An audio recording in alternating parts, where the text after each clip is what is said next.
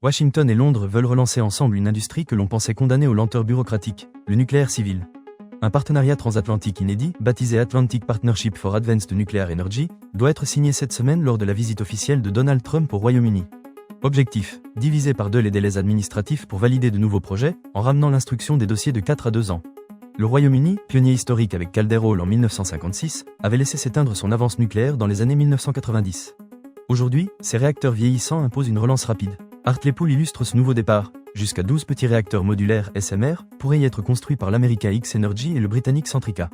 D'autres projets mêlant EDF, Holtec et Tritax visent à alimenter des data centers stratégiques.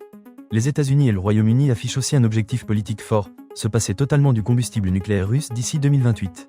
Une rupture nette avec Moscou, à la fois énergétique et géopolitique. Pour soutenir cette stratégie, Londres met des moyens massifs. 35 milliards d'euros pour financer 16 WELSI, développer des SMR nationaux et accélérer la recherche sur la fusion.